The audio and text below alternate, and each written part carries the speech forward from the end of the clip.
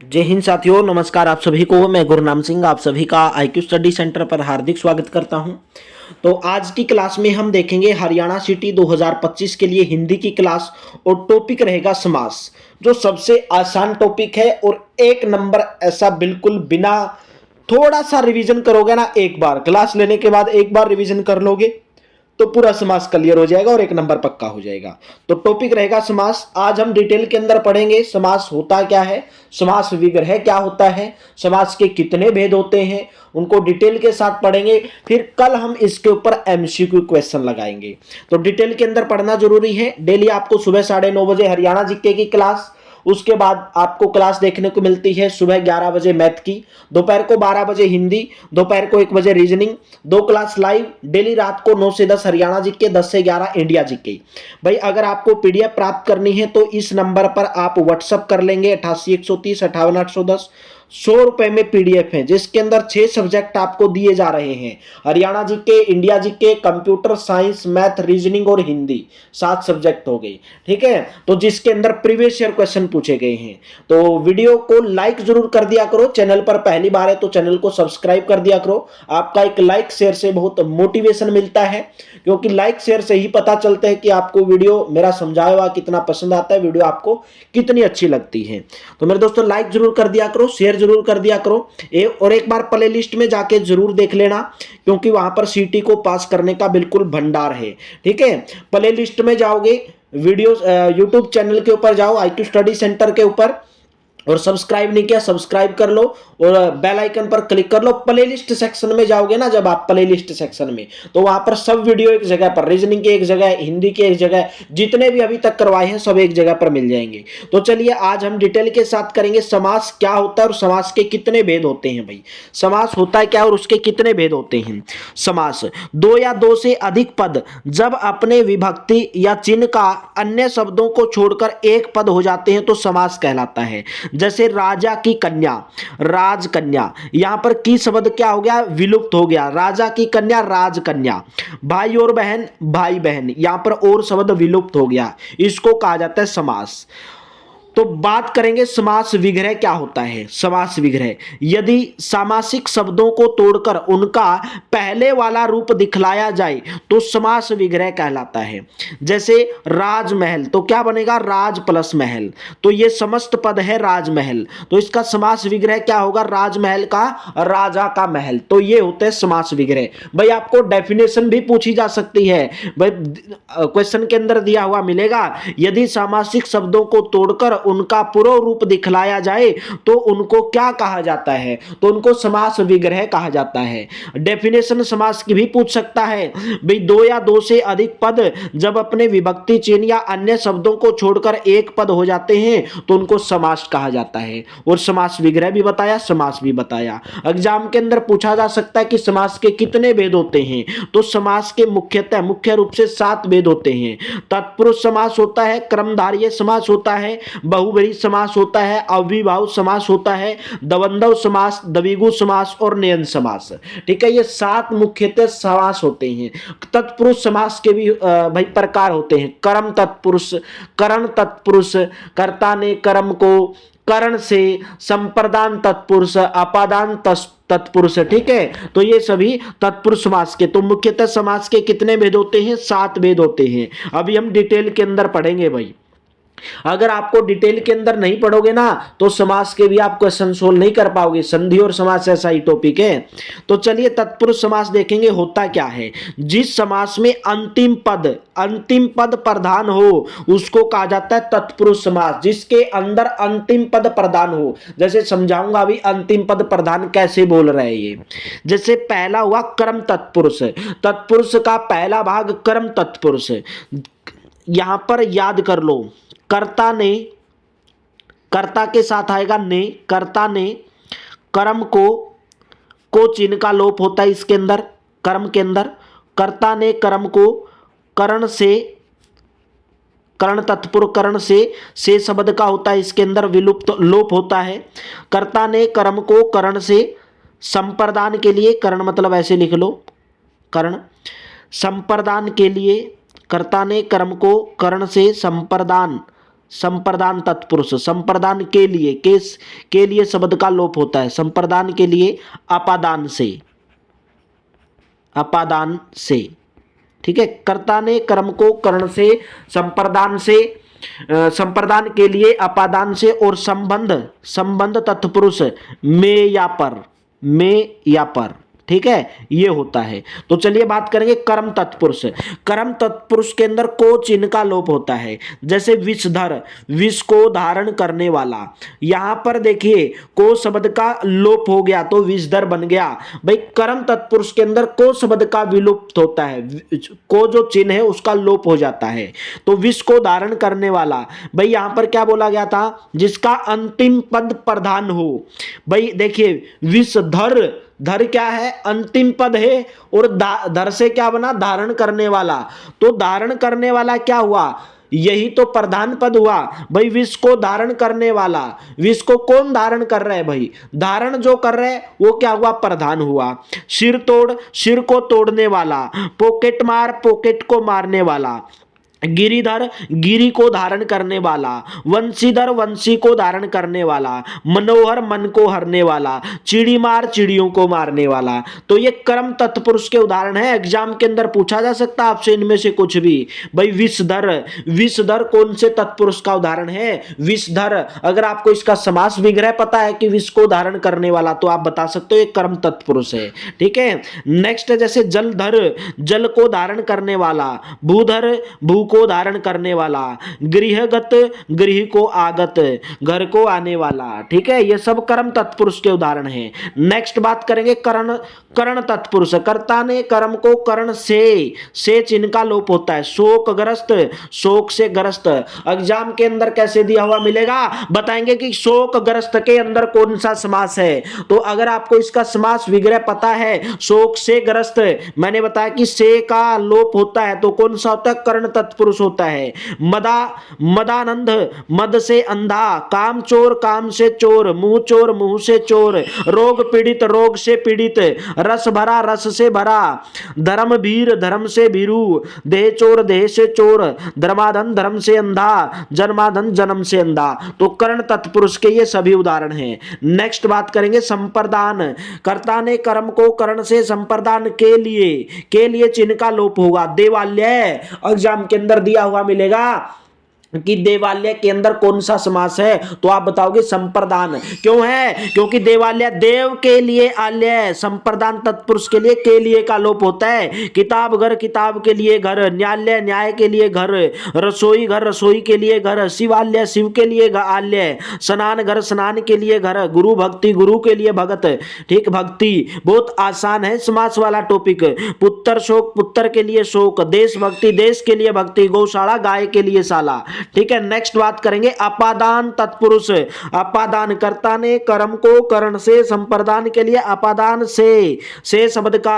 अनहीन, अन्न से हीन। नेत्रहीन, नेत्र से हीन। धनहीन, धन से हीन।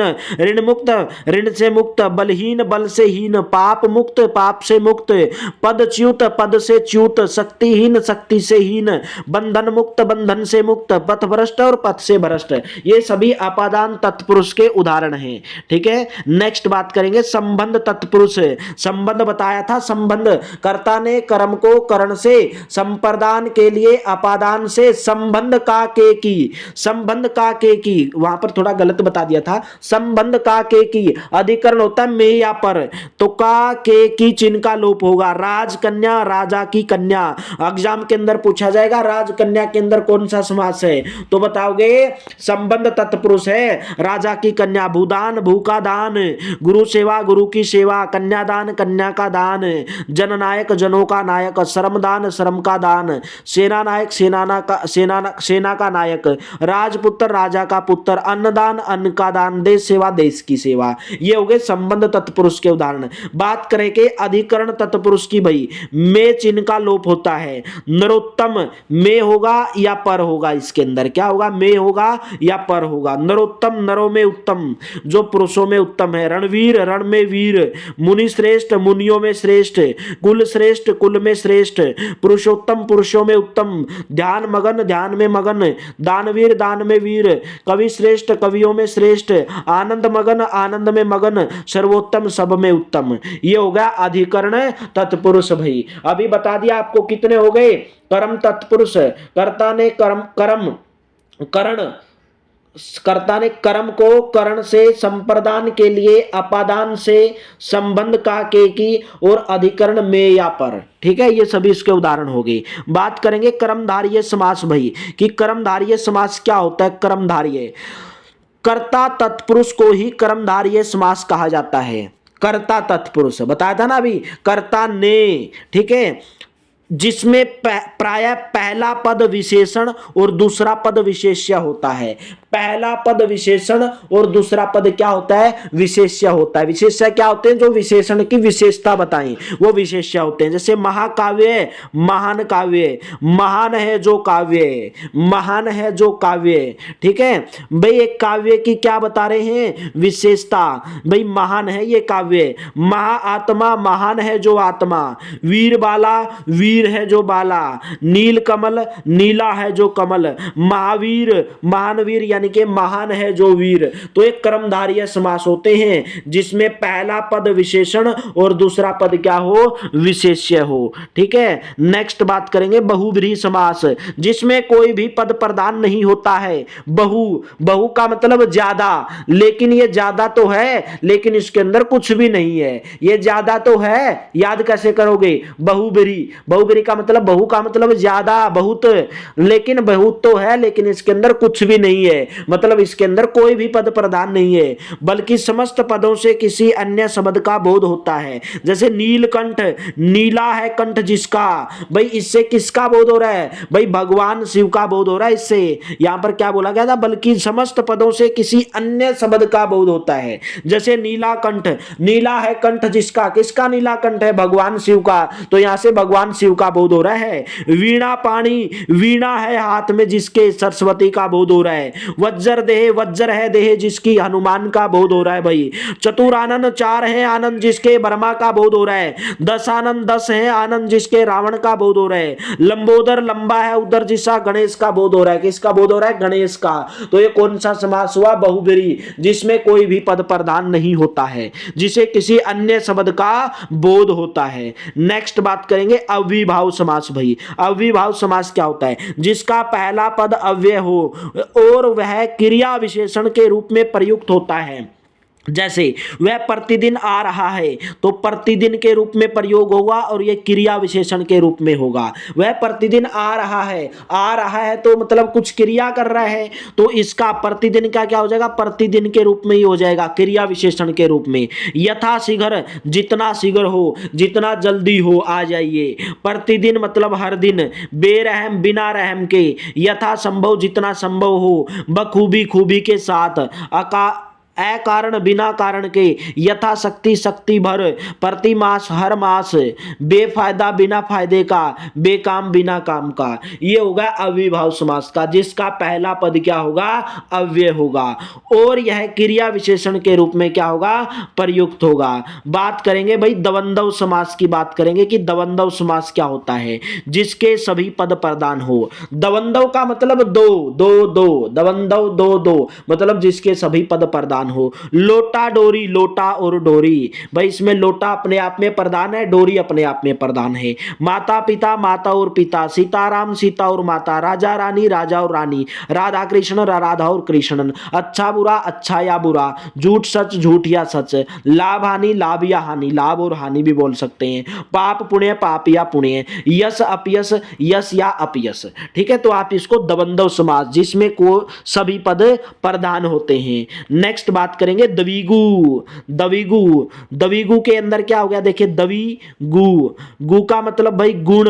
गुण का मतलब मेरे दोस्तों जिसका संख्यावाचक हो, जिसका पहला पद संख्यावाचक हो। ठीक है, जो तत्पुरुष कर्मधारय समास की तरह ही उसका उत्तर पद प्रधान होता है। भाई कर्मधारय समास क्या होता है, कर्ता ने कर्म को बताया ना जब अच्छे से भाई, इसको हरने वाला, विष धारण, विष को धरने वाला, धारण करने वाला। ठीक है, कर्मधारय कर्मधारय समास बताया। 6 माही, 6 माहों का समाहार, कर्ता ने कर्म को। दोपहर, 2 पैरों का समाहार, जिसके अंदर संख्या का बोध हो वो होगा द्विगु समास। चौराहा, 4 राहों का समाहार, 9 ग्रह, 9 ग्रहों का समाहार। त्रिकाल, 3 कालों का समाहार। त्रिफला, 3 फलों का समाहार। पंचमुख, 5 मुखों का समाहार। ये हो गया आपका द्विगु समास।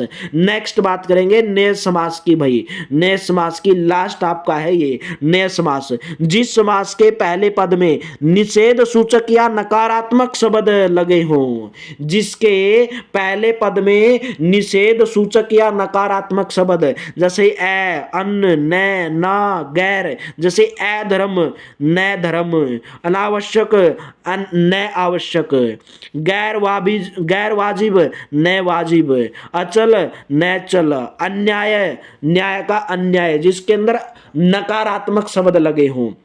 इष्ट का क्या बनेगा? अनिष्ट।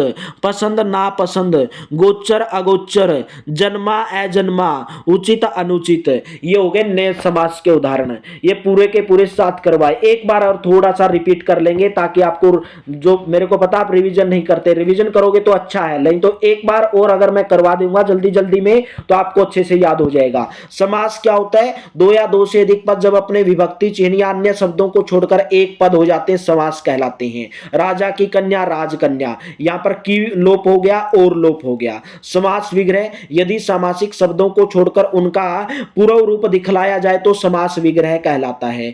जैसे राजा का महल, ये समास विग्रह हो गया। तो राजमहल समस्त पद हो गया, इसका समास विग्रह राजा का महल हो गया। समास के 7 भेद होते हैं: तत्पुरुष, कर्मधारय, बहुब्रीहि, अव्ययीभाव, द्वंद्व, द्विगु और नयन।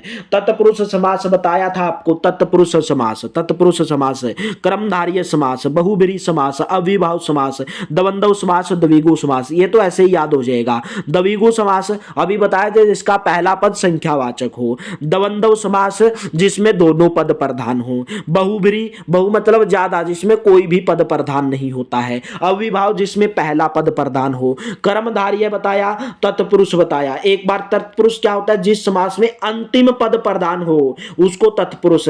कर्म तत्पुरुष, करण तत्पुरुष, संप्रदान तत्पुरुष, पदान तत्पुरुष, संबंध तत्पुरुष, अधिकरण तत्पुरुष, कर्मधारय, कर्ता तत्पुरुष को ही कर्मधारय समास कहा जाता है, जिसमें पहला पद विशेषण और दूसरा पद विशेष्य होता है। जैसे महाकाव्य, महान है जो काव्य, महात्मा, महान है जो आत्मा। ठीक है, ये सब पूरा का पूरा आपको करवा दिया। एक बार रिवीजन कर लेना। अगर रिवीजन नहीं करोगे तो कल एमसीक्यू आपको अच्छे से समझ में नहीं आएंगे भाई।